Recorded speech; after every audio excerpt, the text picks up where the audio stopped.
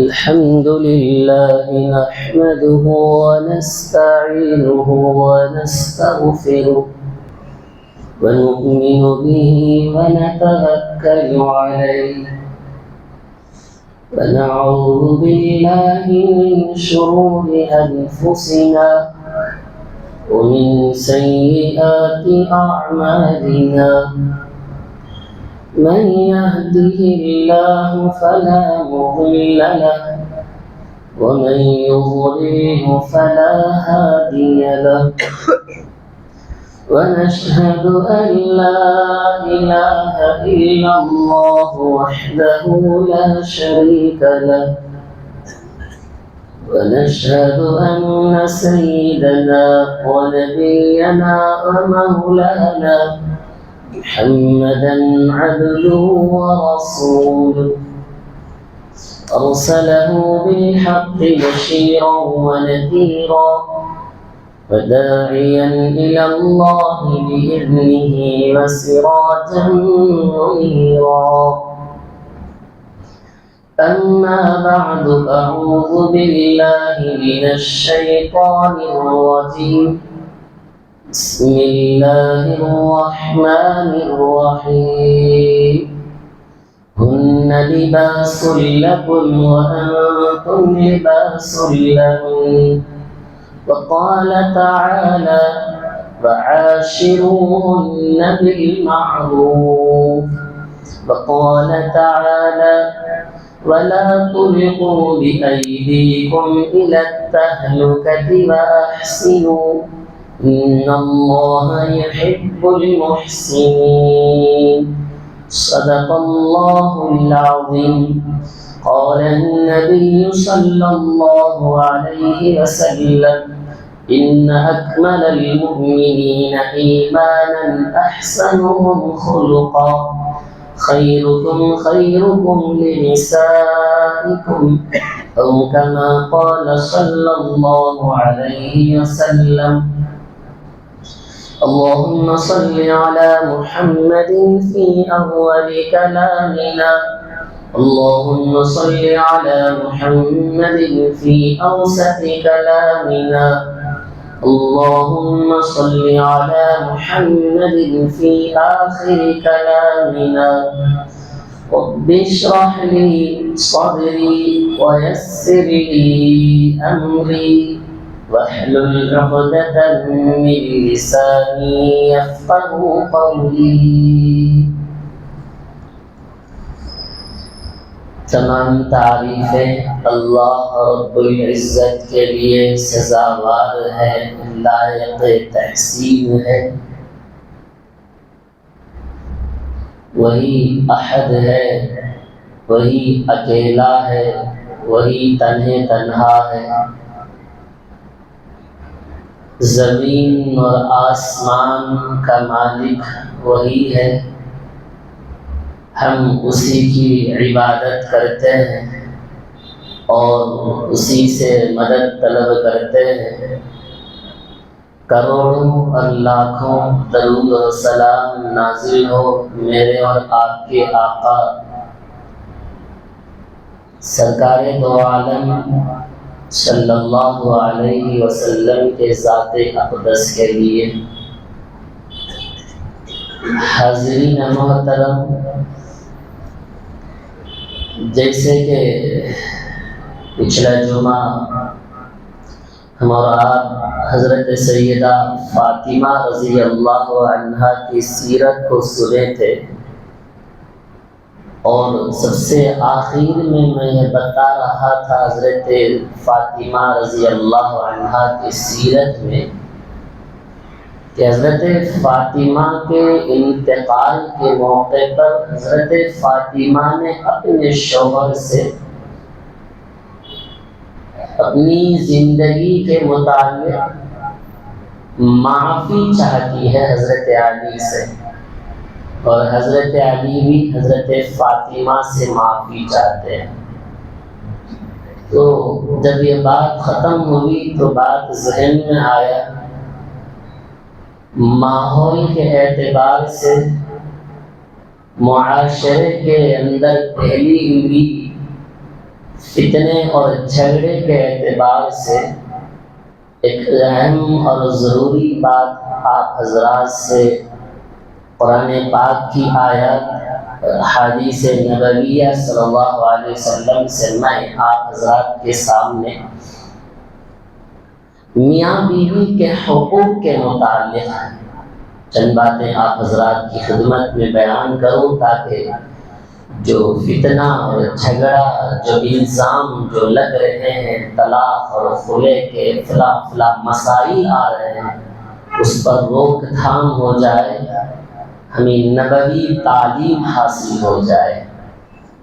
حضرین محترم، یہ شوہر اور بیوی کے جھگڑے آئے دن نئے نئے طریقے سے اخبارات میں بھی دیکھنے کو مل رہا ہے، سن بھی رہے ہیں۔ ہر محلے میں، گلیوں میں، کسی نہ کسی خاندان میں یہ مسئلہ چھڑ رہا ہے۔ کہیں خاوند بیوی پر سختی اور زبردستی کے الزامات لگ رہے ہیں، اور کہیں بیوی اپنے شوہر پر تہمت اور الزام لگا رہی ہے۔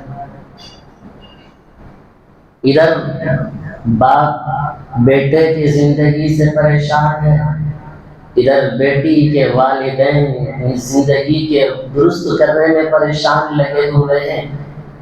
تو میاں بیوی دونوں اپنی زندگی سے پریشان ہو کر اپنے رشتہ دار سکون سے محروم ہو گئے ہیں۔ دراصل اس کی وجہ اور حقیقت یہی ہے، ہم تعلیمات نبوی صلی اللہ علیہ وسلم کو حاصل کرنے سے دور ہو چکے ہیں۔ میں پورے اعتماد کے ساتھ، یقین کے ساتھ، بھروسے کے ساتھ اس بات کو کہنا چاہوں گا، آج بھی ہماری مائیں، ہماری بہنیں، خاتون، یہ نیا معاشرہ نبی صلی اللہ علیہ وسلم کی تعلیمات پر اگر اپنی زندگی کو گزار لیتے تو میاں اور بیوی کی زندگی خوشگوار اور سکون کا بن جاتا، فتنے، جھگڑے اور الزامات ختم ہو جاتے۔ یہ میاں اور بیوی ایک گھر کا اہم حصہ ہے، جس سے افراد بنتے ہیں، جس سے معاشرہ بنتا ہے، جس سے ماحول بنتا ہے۔ اگر میاں بیوی دونوں خوشگوار کی زندگی گزاریں گے، خوش اخلاق کی زندگی گزاریں گے، تو ان کا اثر ان کے اولاد پر، ماحول پر، محلے پر، خاندان پر، معاشرے پر اس کا اثر پڑتا ہے۔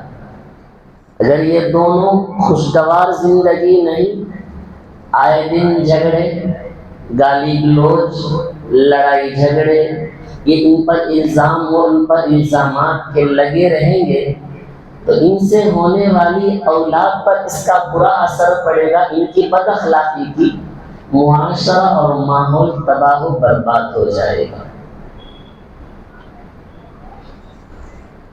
الغرض میاں اور بیوی ایک گاڑی کے دو پہیے ہیں، اگر دونوں درست رہا تو زندگی تادم حیات، مرتے دم تک چل سکتی ہے۔ اگر دونوں میں سے کوئی ایک بھی خراب ہوا تو زندگی بہت دور تک نہیں، طلاق اور خلع تک آ کر رک کر زندگی تباہ و برباد ہو جاتی ہے۔ سرکار دو عالم صلی اللہ علیہ وسلم نے زندگی کے ہر شعبے میں زندگی گزارنے کے طریقے کو بتلایا ہے کہ کس طرح زندگی گزارا جانا ہے۔ اسی طرح سرکار دو عالم صلی اللہ علیہ وسلم نے میاں بیوی کے تعلق سے بھی تعلیمات دی ہے۔ شوہر کو بتایا ہے کہ تم اپنی بیوی کے ساتھ کیسے سلوک کرے گا، کیسے رہنا ہے بیوی کے ساتھ، سلوک کو بتلایا ہے۔ بیوی کو تعلیم دی ہے کہ تجھ پر شوہر کا کیا حق ہے، تو اس کے ساتھ کیسے رہ سکتی ہے۔ اگر ان تعلیمات کو حاصل کر کے عمل کر کے زندگی گزاریں گے تو وہ گھر جنت کے مانند بن جائے.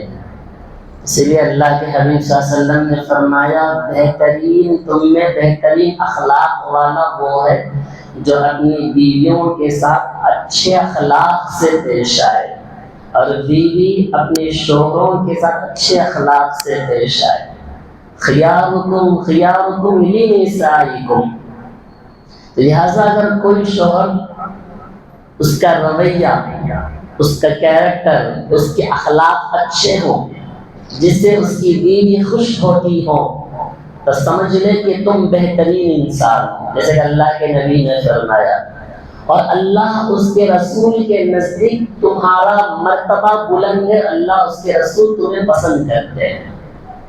اور جس آدمی کے، جس مرد کے، جس شوہر کے اخلاق بگڑے ہوئے ہیں، اپنی بیوی کے ساتھ بدتمیزی، بد اخلاقی، بد کردار، بد کیریکٹر سے ملتا ہو جس سے اس کی بیوی ناراض رہتی ہو، سمجھ لو کہ تم بہترین انسان نہیں ہو جس سے اللہ اور اس کے رسول ناراض ہوتا ہے، ناپسند کرتے ہیں. لہذا اللہ کے حبیب صلی اللہ علیہ وسلم نے ہر موڑ پر زندگی گزارنے کے طریقے کو بتلایا ہے. اللہ کے نبی صلی اللہ علیہ وسلم نے فرمایا خیرکم خیرکم لأہلی وانا خیرکم لأہلی. تم میں بہترین آدمی ہو جو اپنے خاندان میں اپنی بیوی کے لیے کہتا ہو. نبی نے فرمایا میں میری اپنی بیوی کے لیے کہتا ہوں. اللہ کے نبی صلی اللہ علیہ وسلم نے ہمیں تعلیم دی ہے، تعلیم دے کر، مثال بھی دے کر فرمایا کہ میں اپنی بیویوں کے ساتھ اچھے اخلاق سے پیش آتا ہوں. اسی وجہ سے ازواج مطہرات ام المؤمنین رضی اللہ عنہن سے اللہ کے نبی خوش اخلاق سے، خوش فہمی سے پیش آتے تھے. کبھی ازواج مطہرات نے اللہ کے نبی سے شکایت نہیں کی، نہ اللہ کے نبی نے ان کے بارے میں شکایت کیا ہو. نہ ازواج مطہرات اللہ کے نبی پر الزام لگائے ہو، نہ اللہ کے نبی نے ان پر الزام لگایا. اللہ کے نبی نے زندگی گزارنے کے ہر موڑ کے طریقے کو بتلایا. اسی لیے شیخ عبد القادر جیلانی رحمۃ اللہ علیہ فرماتے ہیں اللہ اور اس کے رسول کے نزدیک بہترین آدمی وہ ہے جو اپنی بیوی کے لیے اچھا ہو، بہتر ہو. اور اللہ اور اس کے رسول کے نزدیک بہترین بیوی وہ ہے جو اپنے شوہر کے لیے اچھی. لہٰذا یہ بتا کر یہ فرماتے ہیں کہ میاں بیوی دونوں کے رشتے اگر قائم رہنا ہے، ان کے لیے دو طریقہ بتایا کہ دونوں طریقے سے ہی یہ زندگی قائم رہ سکتی ہے. ایک محبت اور دوسری عزت. ان دونوں ہی سے زندگی آگے بڑھتی ہے. حکیم لقمان رحمت اللہ علیہ فرماتے ہیں میں بڑے طویل عرصے کے بعد یہ سوچ سمجھ کر میاں بیوی کو یہ معنی کے طریقہ سوچا ہے اگر ان دونوں کی زندگی خوشگوار گزرنا ہے تو محبت کے ساتھ، عزت کے ساتھ زندگی بسر کرو. کسی نے پوچھا اگر یہ محبت، یہ عزت میاں بیوی میں اگر برقرار نہ ہو تو کیا کریں؟ حضرت لقمان حکیم نے فرمایا کہ دوا کی مقدار بڑھا دو، یعنی بیوی سے مزید محبت کرنے لگو، اس کو اپنی جگہ عزت دیتے رہا کرو. مگر آج کا یہ معاشرہ، نیا کلچر، نوجوان نئے تعلیم حاصل کر کے یہ سوچتے ہیں کہ بیوی کو اپنے اوپر ہمارا دبدبا اس پر بٹھایا جائے، رعب سے اب سے زندگی گزارے. اتنا رعب ہو کہ جب گھر کے اندر گئے تو بیوی دیکھ کر کانپنے لگے. نبی علیہ السلام نے سخت منع فرمایا. ایسا سخت جملہ استعمال کیا ہے آگے بتاؤں گا، لیکن نبی نے فرمایا رعب سے، دبدبے سے، ڈر اور خوف سے بیوی کا دل جیتا نہیں جاتا. بیوی تم سے خدمت تو کرے گی ضرور، ڈر کی وجہ سے، خوف کی وجہ سے تیری خدمت کرے گی، محبت سے تیری خدمت کبھی بھی نہیں کرے گی۔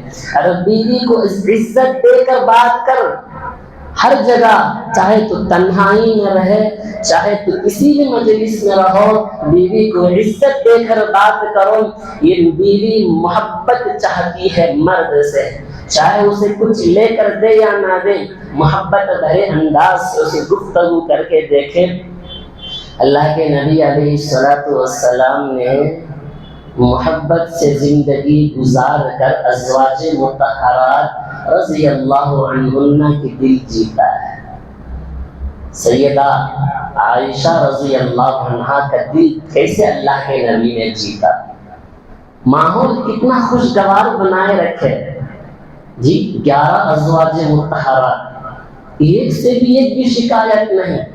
یہاں ایک بیوی 1000 شکایتیں، ایک بیوی 1000 الزامات، ایک بیوی طلاق کی دھمکیاں، ایک بیوی کھلے لینے کی دھمکیاں، زندگی چھوڑنے کی باتیں، خلاف حدیث، خلاف قرآن کی آیت کے خلاف باتیں ہو رہی ہیں۔ اللہ کے نبی نے فرمایا، اللہ کے نبی نے پوری بیویوں کے ساتھ محبت، ہنسی اور دل لگی سے پیش آیا کرتے تھے۔ حضرت عائشہ رضی اللہ عنہا گھر کے صحن میں بیٹھ کر ایک پیالے میں پانی پی رہی تھی۔ سرکار دو عالم صلی اللہ علیہ وسلم تشریف لائے۔ نبی کا بھی پیارا طریقہ بات کرنے کا انداز، آج تک رسول خدا صلی اللہ علیہ وسلم نے کبھی بھی اپنی بیویوں کا نام لے کر کبھی نہیں پکارا۔ یہ آقا صلی اللہ علیہ وسلم کی سنت ہے، اس سنت کو اپنانا چاہیے۔ تاجدار مدینہ صلی اللہ علیہ وسلم نے کبھی اپنی بیوی کا نام لے کر نہیں پکارا ہے۔ اللہ کے نبی نے کہا اس سے اس کی عزت کا مسئلہ ہے، اس سے پیار دو، یہ سنت اللہ کے نبی کی۔ اللہ کے نبی تشریف لائے، حضرت عائشہ پانی پی رہی تھی، کہا اے حمیرہ۔ اللہ کے نبی نے عائشہ کا نام نہیں لیا۔ حمیرہ کے معنی آتے ہیں پیاری، لاڈلی، چاند کے معنی میں۔ تاجدار مدینہ صلی اللہ علیہ وسلم پیارے الفاظ سے سکھایا، یہ سنت ہے، اس سنت کو اپنا لو۔ بیوی کو نام لے کر، جھڑک کر، آری جاری، گالی گلوچ، تو میں، فلاں فلاں کی گالیوں سے جو بکواس کیا جا رہا ہے، ان طریقوں کو چھوڑ کر اس پیارے محبت بھرے انداز سے بات کر کے دیکھو، محبت دل میں بیٹھے گی اور نفرت ختم ہو کر رہ جائے گی۔ اللہ کے نبی نے حمیرہ کے لفظ استعمال کیا، اور اللہ کے نبی نے کہا، محبت اللہ کے نبی نے حضرت عائشہ سے دکھایا کہ دیکھ حمیرہ کیا پی رہی ہو۔ اللہ کے حضرت عائشہ نے کہا، یا رسول اللہ پیالے میں پانی ہے تو پانی پی رہی ہوں۔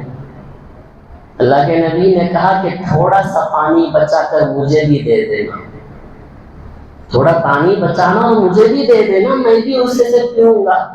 اور جب حضرت عائشہ نے تھوڑا پانی پی کر بچا کر اللہ کے نبی سے دیا تو اللہ کے نبی نے سوال کیا، اے عائشہ بتا کہ اس پیالے میں تو نے کدھر منہ رکھ کے پانی پی ہے؟ پیار تھا اللہ کے نبی کو، اس محبت سے زندگی کو، اس محبت سے دل کو جیتا حضرت عائشہ کا۔ حضرت عائشہ کہنے لگی، یا رسول اللہ میں پیالے کی اس طرف اپنا منہ رکھ کے پانی پی ہوں، تو اللہ کے نبی نے بھی اسی جگہ اپنی جگہ منہ رکھ کے پانی پی اور کہا کہ آج تو پانی میں بڑا مٹھاس ہے۔ جناب رسول اللہ صلی اللہ علیہ وسلم نے اپنی بیویوں کے ساتھ اس طرح پیش آیا کرتے ہیں۔ حضرت عائشہ رضی اللہ عنہ فرماتی ہیں، جب بھی میں پانی پیتی ہوں اللہ کے نبی پیالے کو لے کر پانی پی لیتے ہیں، اور جب بھی میں کوئی گوشت کھاتی ہوں اور ہڈی کو اس دسترخوان میں پھینک دیتی ہوں، اللہ کے نبی نے اس ہڈی کو اٹھا لیتے ہیں اور اس میں سے گوشت کو چوس کے نکال کے کھا لیا کرتے ہیں۔ آج ماحول اس طرح ہے، کلچر نہیں تہذیب ہے نا، مغربی تہذیب کلچر ہے، کسی کے استعمال شدہ چیز استعمال نہیں کریں گے۔ اس کا ٹوال یہ استعمال نہیں کریں گے، اس کا بچا ہوا کھانے کا پلیٹ یہ نہیں کھائیں گے۔ یار پرانے زمانے میں بزرگان جو ہوتے تھے، بوڑھے آپ حضرات جانتے ہیں جو بیٹھے ہیں، تو شوہر کے کھانے کا انتظار کرتے کھائیں گے تو اسی پلیٹ میں کھائیں گے، بچا ہوا کھائیں گے۔ تاجدار مدینہ صلی اللہ علیہ وسلم نے سنت کو بدلایا ہے۔ اس طرح سے کھانے سے آپس میں پیار اور محبت بڑھ جاتی ہے۔ تاجدار مدینہ صلی اللہ علیہ وسلم کے بتائے ہوئے طریقے پر اپنی زندگی کو گزارنا ہے۔ دوسرا اصول اللہ کے نبی نے فرمایا کہ بیوی کے ساتھ نرم انداز سے، نرم گفتگو سے بات کرو، جھڑکنے کی تمہیں اجازت نہیں ہے۔ ایک عورت تاجدار مدینہ صلی اللہ علیہ وسلم کے پاس آ کر کہنے لگی، یا رسول اللہ، میرا شوہر بات بات پر مجھ سے جھڑکتا ہے، یہاں تک کہ مجھے تمانچہ بھی مارتا ہے۔ ایک تمانچہ مارتا ہے، غصے میں آ کر اللہ کے حبیب نے ایسا سخت جملہ استعمال کیا اور اتنے غصے میں آئے اللہ کے نبی نے فرمایا کہ اس کا چہرہ سیاہ اور کالا ہو جائے۔ جو بیوی کو تمانچہ مارتا ہے، اللہ کے نبی نے کہا کہ قسم بخدا کبھی تم اپنی بیوی کو باندھی کی طرح اس کے ساتھ حسن سلوک نہ کرو، اس کو مارنے کی تمہیں اجازت نہیں ہے۔ صبح میں تم اس سے مارتے ہو، رات میں تم اس سے بوسہ لیتے ہو، شرم اور حیا کی بات تم میں ہے یا نہیں ہے؟ اتنا سخت جملہ اللہ کے نبی نے فرمایا۔ وہ کوئی تمہاری باندھی ہے یا گھر کی نوکرانی ہے جو تمہیں اس طرح اس سے ٹریٹ کیا جائے، اس انداز سے اس کے ساتھ حسن سلوک کیا جائے؟ اللہ کے نبی نے ہر موڑ پر ایک نیا طریقہ بتلایا۔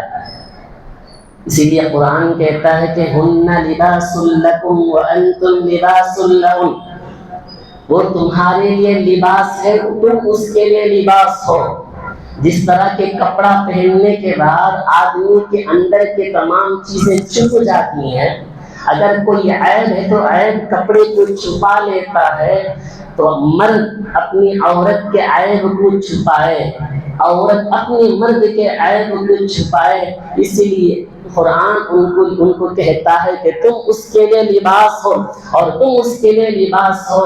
آج تو اللہ کی پناہ یہ چھپانے کی بات تو بہت دور، نعوذ باللہ اتنا کھلے انداز ہے۔ جب کہیں طلاق اور خلع کے مسئلے کے درمیان میں جا کر بیٹھ کر دیکھیں، شرم و حیا کی بات نہیں رہتی ہے۔ اس عورت کو شوہر کے خلاف اتنی گندی الفاظ زبان سے استعمال کرتی ہے، اس پر اتنا غلیظ اور تہمت لگاتی ہے جس کا رشتے میں اور درار پیدا ہو جاتا ہے۔ اللہ کے نبی نے کہا قسم بخدا کبھی بھی اپنے شوہر کے بارے میں الزام تراشی کے لیے زبان ہرگز نہ کھولنا۔ آج آئے دن شادی ہو کر 3 مہینہ نہیں ہوتے، شادی ہو کر 1 سال نہیں گزرتا، طلاق کے مسائل، خلع کے مسائل۔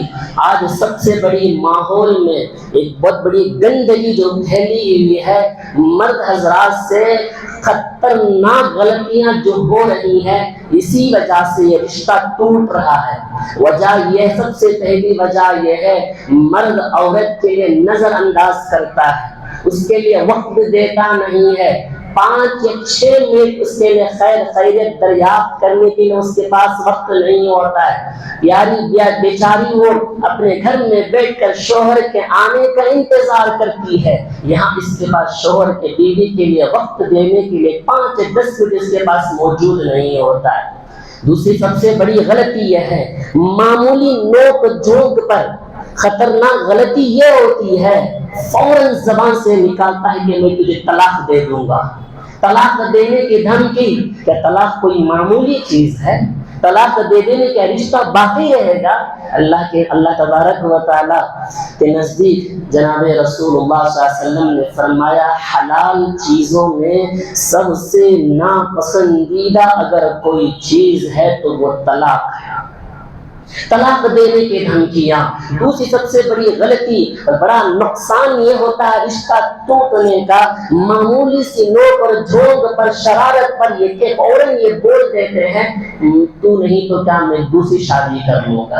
اس طرح کی نوک جھونک کی باتیں یا اس پر الزام لگانا یا اسے بے عزت کرنا یا بیوی سے یہ کہنا کہ تو مجھے پسند ہے، تیرے ابا مجھے پسند ہے، تیرے بھائی مجھے پسند نہیں ہے، بیوی کے رشتہ داروں کے بارے میں غلط باتیں بیان کرنا، الزام تراشی کرنا، انہی بڑے سب سے بڑی غلطیوں کی وجہ سے آج رشتہ ٹوٹ کر بکھر جاتا ہے۔ جناب رسول اللہ صلی اللہ علیہ وسلم نے شوہروں کے لیے ایک اصول بیان فرمایا کہ اپنی بیویوں کے ساتھ کس طرح رہنا ہے۔ اگر خوشگوار زندگی گزارنا ہے، محبت کے ساتھ مرتے دم تک، آپ نے اللہ نے نکاح کے موقع پر عقد کیا ہے، یہ عہد کیا ہے میں نے قبول کیا، اس کا مطلب یہ نہیں کہ 3 مہینے کے اندر طلاق دے دوں گا، لڑائی جھگڑے لا کر کھڑا کر دوں گا۔ آج فیلوں پر فیل جمے ہوئے ہیں، جا کر محکمات پر جا کر دیکھیں، طلاق کے فیل جمے ہوئے ہیں، خلا کے فیلے جمے ہوئے ہیں۔ 3 دن شادی سے پہلے زندگی محبت سے گزارنے کا طریقہ معلوم رہا، شادی کے بعد محبت سے زندگی گزارنے کا انداز معلوم نہیں رہا۔ اللہ کے نبی نے اصول بیان فرمایا مرد حضرات کے لیے، اللہ کے نبی نے یہ پورا فالو کرتے تھے، اسی وجہ سے 11 بیویوں کے درمیان محبت سے پیش آیا کرتے تھے۔ سب سے پہلا اصول اللہ کے نبی نے ان مرد حضرات کے لیے، شوہروں کے لیے اصول بیان فرمایا۔ پہلا اصول اللہ کے نبی نے بیان فرمایا کہ جب گھر میں داخل ہو تو مسکراتے چہروں کے ساتھ، محبت کے انداز سے گھر میں داخل ہو۔ سیدہ عائشہ رضی اللہ عنہا فرماتی ہیں جب اللہ کے حبیب گھر میں آتے ہیں میں نے ہمیشہ اللہ کے نبی کے چہرے پر مسکراہٹ کو دیکھا، مجھے دیکھتے ہیں تو کھل جاتے ہیں اور ہنستے ہیں اللہ کے نبی اور مجھے سلام کرتے ہیں۔ آج سب سے بڑی وجہ یہ ہے گھر میں داخل ہوتے ہیں مسکرا کر نہیں، باہر کا غصہ گھر پر اتارنے کے لیے، مسکراتے ہوئے چہرے کے ساتھ نہیں، غصے کے چہرے کے ساتھ۔ سلام کا لباس تو چھوڑیے، دعا بھی پڑھنے کا معمول نہیں۔ جناب رسول اللہ صلی اللہ علیہ وسلم نے فرمایا، روایت میں آتا ہے، غور کرنا، جب کوئی مرد گھر میں داخل ہوتا ہے، سلام کرتا ہے، دعا پڑھتا ہے اور اللہ کو یاد کر کے گھر میں داخل ہوتا ہے تو شیطان گھر میں رہ کر اپنی اولادوں سے، اپنی چیلے چپیٹوں سے کہتا ہے اب یہاں رہنے کے لیے ہمارا جگہ نہیں ہے، ہم چلو یہاں سے چلتے ہیں۔ اور جب کوئی مرد گھر میں داخل ہوتا ہے، سلام نہیں کرتا، دعا نہیں پڑھتا، اللہ کی یاد نہیں کرتا تو شیطان اپنے چیلے چپیٹوں سے کہتا ہے اب ہمیں یہاں رہنے کے لیے گھر مل گیا ہے۔ اب اس کے بعد میاں بیویوں کے درمیان میں لڑائی جھگڑے پیدا کرتا ہے، دونوں میں درار پیدا کرتا ہے، معمولی باتوں پر غصے لاتے ہیں۔ اللہ کے نبی نے فرمایا دعاؤں کا اہتمام کرنا۔ اسی لیے اللہ کے نبی جب بھی گھر میں داخل ہوتے تو سب سے پہلے عائشہ کو دیکھتے تو مسکراتے ہیں، اور سب سے پہلے عائشہ کو دیکھ کر مسکراتے، سلام کرتے، گھر میں داخل ہونے کی دعا پڑھتے۔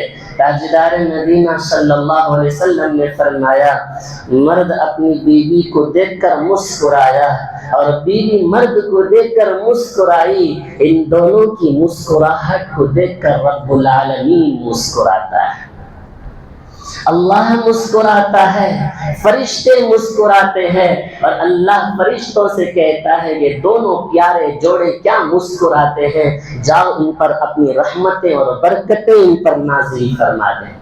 سب سے پہلا اصول اللہ کے نبی نے بیان فرمایا گھر میں داخل ہو تو سلام کے ساتھ، مسکراہٹ کے چہروں کے ساتھ داخل ہو جاؤ، باہر کے غصے باہر تک رکھ دو، اندر لا کر بیوی پر اسے جھڑکنا، اسے گالی گلوچ کرنے کو شریعت نے، اسلام نے، اللہ کے حبیب نے سخت سے منع فرمایا۔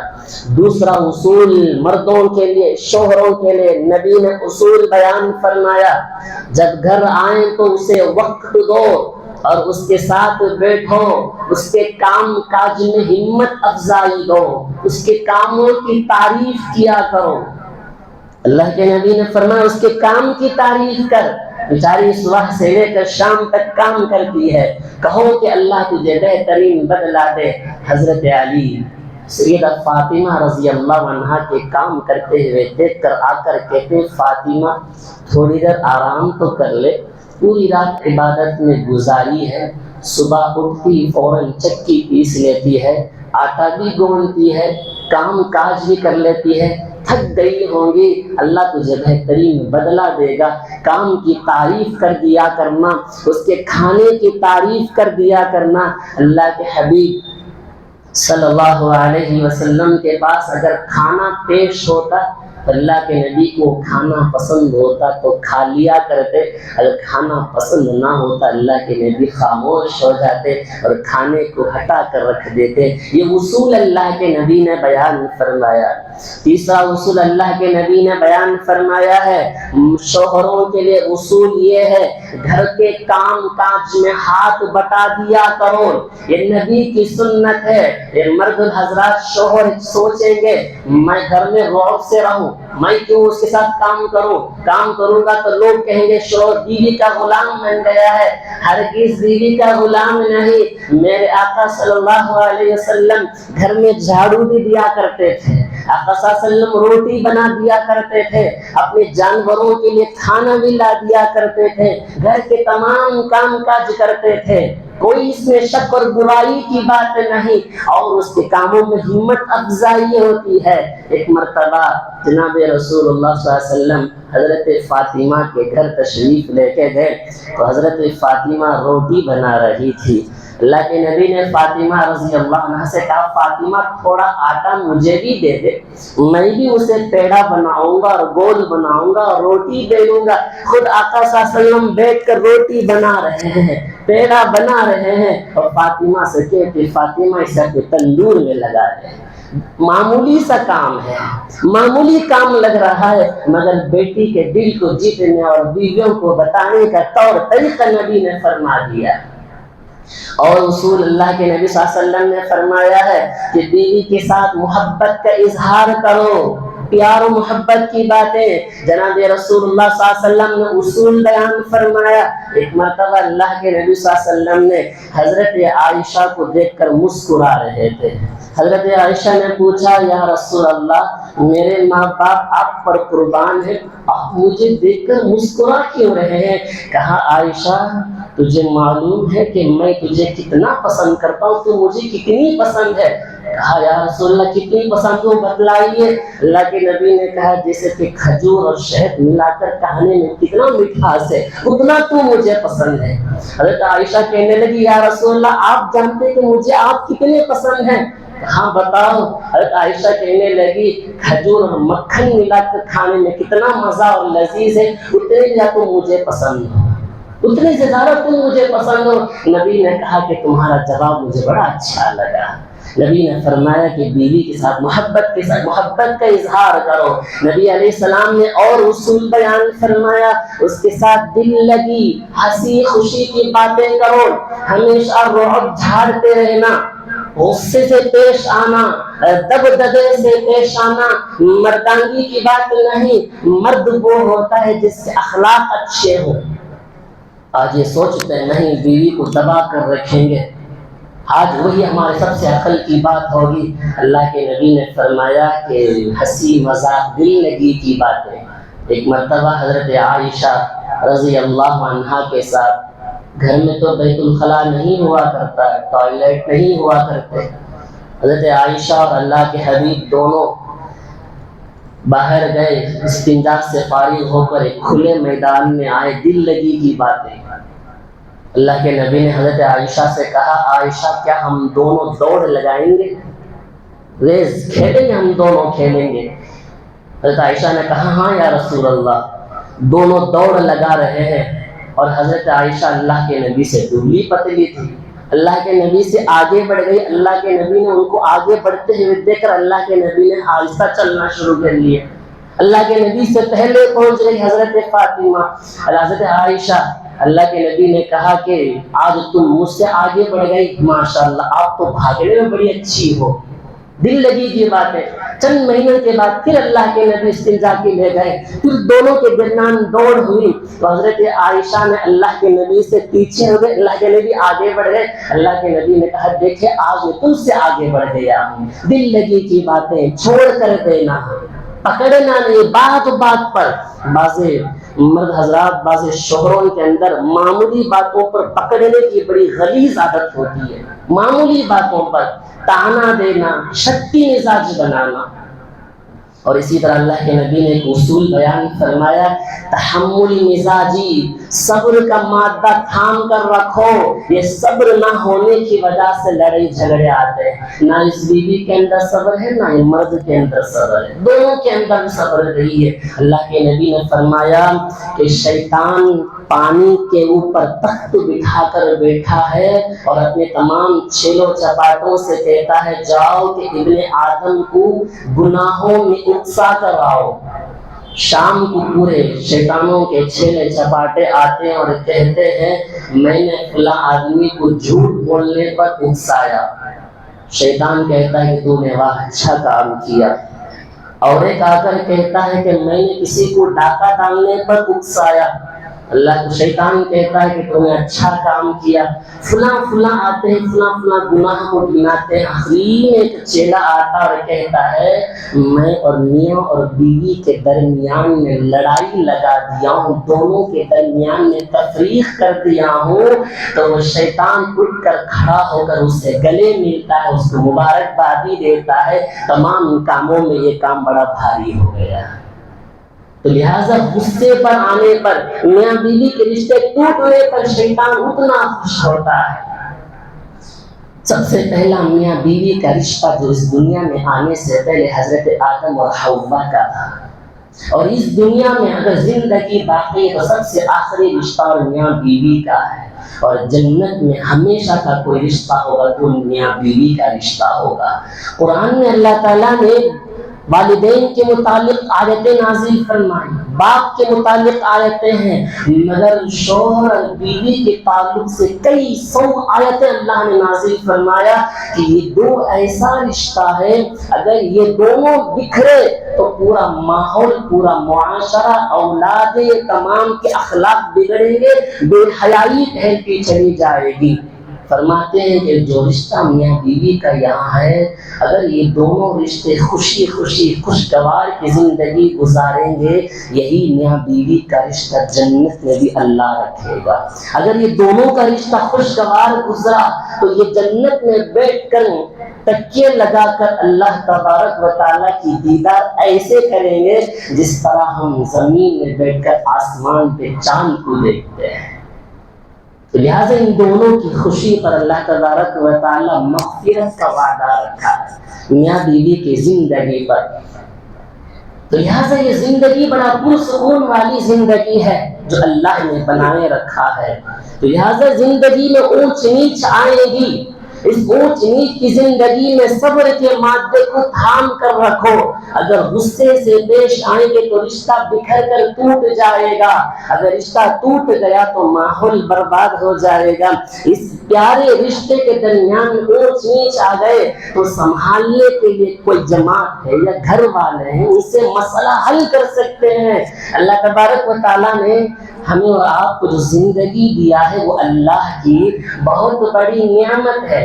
یہ نعمت چلے جانے کے بعد پھر دوبارہ نعمتیں آتی نہیں ہے۔ موت اور زندگی کا مالک اللہ ہے، موت دینا بھی اللہ ہے، زندگی دینا بھی اللہ ہے۔ مسئلے کو سلجھانے کے واسطے رشتہ دار ہیں، بڑے ہیں، مسئلے کو سلجھا سکتے ہیں۔ آج ہی جیسا کہ میں یہ بات اس لیے کہہ رہا ہوں کیونکہ میں نے اور یہاں کے محلے والوں کو بات معلوم ہوگی کہ ہمارے یہاں ایک خودکشی کا ایک معاملہ پیش آیا ہے، خودکشی کا معاملہ پیش آیا ہے۔ میاں بیوی کے درمیان میں رشتے میں درار آئیں گے، تکلیفیں آئیں گی، پریشانیاں آئیں گی، اس کا حل یہ نہیں کہ سولی پر چڑھ جائے، اس کا حل یہ نہیں کہ اپنے آپ کو قتل تک لے جا کر پہنچائے. قرض کا معاملہ ہوگا, اتنا قرض لینے کی ضرورت کیا تھی؟ اگر نہیں ہو سکتا ہے, خدمت کرنے کے لیے دوسرے اور بھی تیار ہیں. اس کا حل یہ نہیں کہ سولی پر چڑھ جائے. ڈپریشن ٹینشن آئیں گے, اس کا مسئلہ حل کرنے کے لیے یہ نہیں کہ سولی پر چڑھ جائے. اللہ تبارک و تعالیٰ نے یہ جسم جو دیا ہے, یہ جسم پوری جو دیا ہے کہ اللہ کی امانت ہے. امانت کو صحیح طور پر پہنچانا ہے. امانت کو صحیح طور سے نہیں پہنچائے, اللہ کے بعد اس کا بڑا سخت پکڑ ہوگا, سخت ترین عذاب بھی ہوگا. امانت کی خیانت کرنے کی وجہ سے قرآن کہتا ہے وَلَا تُلْقُوا بِأَيْدِيكُمْ إِلَى التَّهْلُكَةِ, تم اپنے ہاتھ کو ہلاکت میں مت ڈالو. یہ آیت ان لوگوں کے لیے میں کہنا چاہوں گا جو اپنے جسم کو تباہ و برباد کر رہے ہیں نشے کی چیزوں میں. نشہ کھا کر اپنے جسم کو تباہ و برباد کر رہے ہیں, زبان کو, انتڑیوں کو, پیٹ کو خراب کرتے ہیں. اللہ نے یہ جسم تمہیں دیا ہے, یہ اعضاء تمہیں دیا ہے, یہ منہ ہے, زبان, یہ پیٹ دیا ہے. تم خود اپنی قدرت سے یہ بنا نہیں لیے, اللہ بنا کر بھیجا ہے. اس کی نعمت کو تم توڑنے والے کون ہوتے ہو جو یہ غلیظ چیزیں کھا کر اپنے طبیعت کو خراب کر رہے ہو. اور اسی طرح اللہ تعالیٰ قرآن میں کہتا ہے وَلَا تَقْتُلُوا أَنفُسَكُمْ, اپنے آپ کو قتل مت کرو, اپنے آپ کو سولی پر مت چڑھاؤ. اگر تم ان چیزوں سے باز نہیں آؤ گے, وَمَن يَفْعَلْ ذَلِكَ عُدْوَانًا وَظُلْمًا فَسَوْفَ نُصْلِيهِ نَارًا. اللہ کہتا ہے جو سولی پر اپنے آپ کو چڑھا لیے, جو اپنے آپ کو خود خوشی کر لیے, قرآن کہتا ہے کہ اللہ اسے دردناک عذاب دے گا اور اس کو جہنم میں ڈھکیل کر رہے گا, وہاں اس کے لیے دردناک عذاب ہوگا. تو لہٰذا اللہ کے حبیب نے فرمایا وَلِجَسَدِكَ عَلَيْكَ حق, تیرے بدن کا تجھ پر حق ہے. وَلِعَيْنِكَ, تیرے آنکھ کا تجھے حق ہے, تیرے ہاتھ کا تجھ پر حق ہے, تیرے زبان کا تجھ پر حق ہے. تو نے حق تلفی کی تو یاد رکھنا اللہ تعالیٰ جہنم کے بڑے انگارے پر ڈھکیل دیا جائے گا, سزا بھگتتا رہے گا. زندگی میں پریشانیاں آتی ہیں بھائی, قرض کے معاملے آئیں گے, رشتہ داروں کے معاملہ آئے گا, میاں بیوی کے نوک جھوک کے معاملے آئیں گے, بیماریاں آتی رہیں گی. صبر سے کام لو. آپ اور ہم کیا صبر کرتے ہوں گے؟ اگر اتنا صبر حضرت ایوب علیہ السلام نے صبر کیا, بڑی بڑی بیماری میں مبتلا رہے, تمام چیزیں چھین لی گئی, صبر سے تھام کر اپنے آپ کو برداشت کیا. اللہ نے بعد میں چل کر پورے مال کو بھی لوٹا دیا اور اللہ نے اولاد سے بھی نوازا ہے. اللہ کے نبی صلی اللہ علیہ وسلم نے فرمایا جو کوئی آدمی پہاڑ سے نیچے گر کے اپنے آپ کو قتل کر لیتا ہے تو قیامت کے دن وہ جہنم کی آگ پر اوپر سے نیچے گرتا رہے گا. اللہ کے نبی نے فرمایا جو کوئی اپنے آپ کو ہتھیار سے, چاقو سے اپنے آپ کو کاٹ لیا, تاجدار مدینہ صلی اللہ علیہ وسلم نے فرمایا کہ جہنم میں وہ اپنے چاقو کو لے کر پیٹ میں پھونکتا رہے گا. اور اللہ کے نبی صلی اللہ علیہ وسلم نے فرمایا جو کوئی آدمی سولی پر چڑھا کر اپنے آپ کو قتل کر لیا تو اللہ تبارک و تعالی جہنم کی آگ پر اس کو سولی پر چڑھا دیا جائے گا. یہ بڑا خطرناک سزا ہوگا. ایک صحابی ہیں حضرت طفیل بن عمرو دوسی رضی اللہ عنہ فرماتے ہیں ان کے ساتھ میں ایک ساتھی ایک صحابی ہجرت کر کے ان کے ساتھ آئے تھے. سخت بیمار ہو گئے, بیماری کو برداشت نہیں کر سکے تو اپنے پورے ہاتھوں کی انگلیوں کو انہوں نے کاٹ لیا. کاٹنا ایسا ہوا کہ پورے رگیں کٹ گئی, خون اتنا بہا کہ انتقال ہو گیا. حضرت طفیل بن عمرو دوسی رضی اللہ عنہ ان کو خواب میں دیکھتے ہیں کہ وہ اچھے حالت میں ہیں مگر ایک ہاتھ ان کا غائب ہے, چھپا ہوا ہے. طفیل بن عمرو دوسی رضی اللہ عنہ نے اس صحابی سے پوچھا کہ بتاؤ تمہارا ہاتھ کیا ہے, اللہ نے تمہارے ساتھ کیا معاملہ کیا؟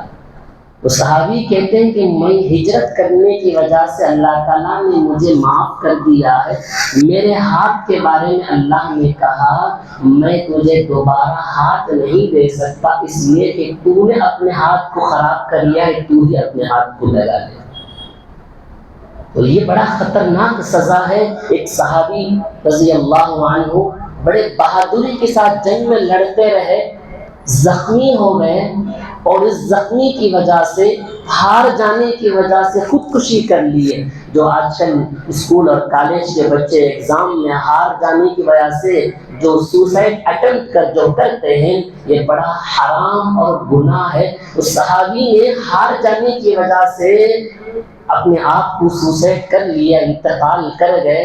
تو اس کا انتقال کرنے کے بعد اللہ تعالیٰ نے فرمایا اس نے اپنی موت کو خود ہی بلا لیا ہے، اس کے لیے جنت کے دروازے بند کر دیے گئے۔